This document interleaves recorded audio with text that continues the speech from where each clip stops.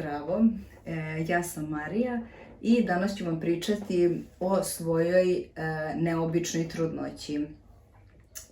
Ostala sam trudna i posle mjesec dana trudnoće saznala sam da su blizanci u pitanju i svi smo bili šokirani, ali naravno i srećni zbog toga. I kako smo išli dalje na kontrole, saznali smo da to nije obična blizanačka trudnoća, već malo drugačije. Naime, kada se oplođena jajna ćelija podeli između 4 do 8 dana, to su jednojajčani blizanci koji su u jednoj amnionskoj vreći, ali između njih postoji pregrada koja ih deli i svaka beba ima naravno svoj pupčanik i dele jednu posteljicu i hrane se iz jedne posteljice, a moji blizanci su se podelili tek između 8. i 13. dana i oni su isto u jednoj amnionskoj vreći, ali između njih ne postoji nikakva pregrada. Naravno, svaka beba imala svoj pupčanik.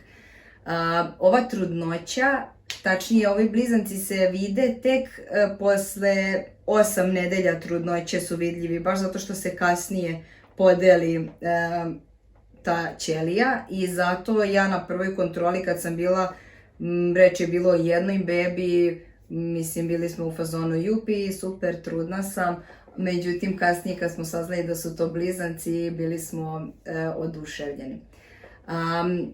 Ovaj tip trudnoće ili ove blizanci su monohorijati, monoamnioti ili ti momotvins ili ti MHMA, zavisi kako ih ko naziva. Ovo je jedna trudnoća od 7500 blizanačkih trudnoća. Šta je još karakteristično, 85% slučajeva ove trudnoće su devojčice, a mi smo dobili dečake. Ova trudnoća je malo komplikovanija nego ostale trudnoće blizanačke jednojajčanih blizanaca, zato što su moji blizanci, kao što sam rekla, mogli da se dodiruju, a samim tim su mogli i da se sapletu, tačnije da se pupčane vrpce obmotaju ili jedna oko druge ili od jedne bebe da se obmota oko druge bebe ili već da se zapetljaju. Ovo je jako visoko rizična trudnoća i mora da se prati češće, da se ide na kontrole nego ostale blizanačke trudnoće.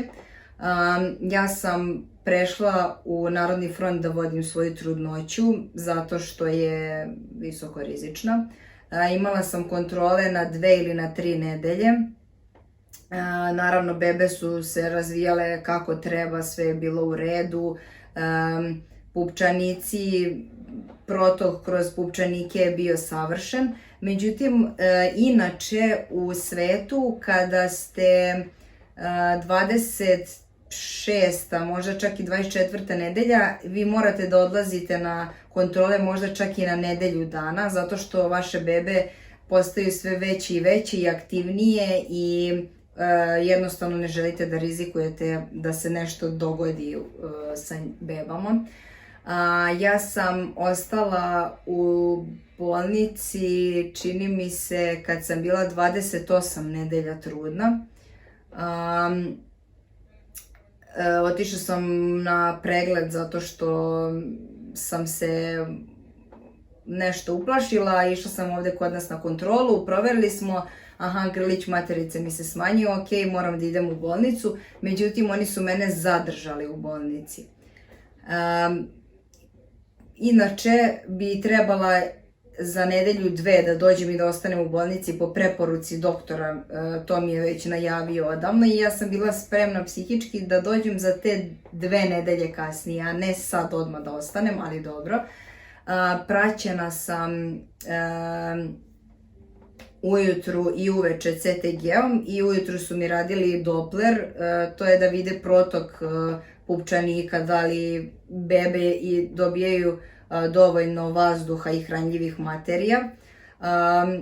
problem u ovoj trudnoći je zato što na ultrazvuku vi ne možete da vidite da li su se te pupčane vrpce upetljale ili su odvojene, znači od jedne bebe na jednoj strani, od druge bebe na drugoj strani. Vi vidite bukvalno samo kao neku loptu zgužvanu između vaših beba. Ne vidite putanju kojom se ona kreće i to je najveći problem ove trudnoće. Znala sam da ću ići na carski rez, pošto drugačija opcija ne postoji kada ste ovako trudni. Obično se u 32. nedelji radi carski ako su u pitanju devojčice, a u 33. nedelji se radi carski ako su u pitanju dečaci, zato što naravno dečacima treba malo duže da oni porastu, sazru i tako dalje. Naravno, čim sam primljena u bolnicu, ja sam primila deksametazon za brži razvoj pluća dece, zato što ja nisam znala da li ću da se porodim sutra ili za 5 dana ili za 10 dana, to niko ne može da vam kaže.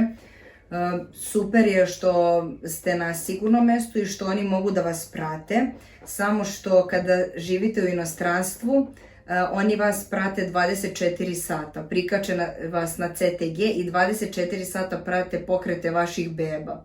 A kod nas to nije slučaj. U Srbiji vi dobijate, znači, CTG ujutru i uveče, tokom noći vi ne znate šta se dešava u vašem stomaku. Doktor vam kaže pratite pokrete vaših beba, što je, ako mene pitate, nemoguće. Vi ne znate da li su bebe zaspale ili danas ne žele toliko da se pomeraju ili su previše aktivni. Mislim, ne možete da znate da li je sve u redu ili nije i onda jedina sreća je u tome što ste vi u bolnici i što šta god pomislite da se desilo, možete da odete kod sestara i one će vam pomoći, one su vrlo ljubazne. One su vam bukvalno sve kad ste u bolnici. Ja sam bila na 4. spratu, odeljenje visokorizičnih trudnoća. Bila sam u bolnici mesec i po dana. Imala sam mnogo cimerki i mnogo su mi pomogle.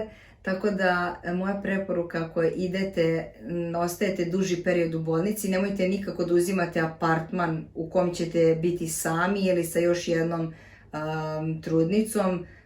Po meni pametnije je da budete sa više žena, zato što će vam one pomoći psihički da izdržite to što morate da izdržite, ili ćete vi možda njima pomoći, ali imat ćete... Ono što sam ja želela da kažem jeste da ne slušate ukoliko budete trudni i budete imali baš ovakvu trudnoću. Nemojte da slušate negativne komentare doktora, naravno. Ja sam imala tu sreću da je doktor koji me vodio jednom prilikom hteo da kaže komplikacije, ali je rekao nećemo o tome, jednostavno morate da ostanete u bolnici, ali naravno tu je Google da sve pročešljate i vidite o čemu se to zapravo radi.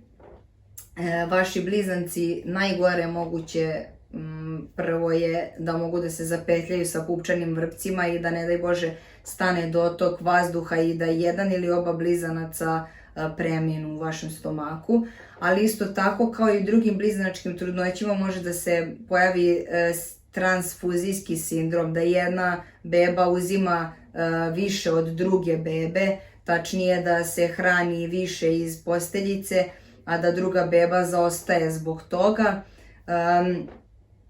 Naravno, kod nas ja nisam pronašla ni jedan video na ovu temu i nisam mogla ništa da saznam osim da pogledam strane videe i da vidim koliko je ovo stvarno rizično i šta sve može da se dogodi. Ja sam izdržala do 32. nedelje, 2 dana sam ušla u 32. nedelju i mislim da sam super izgurala.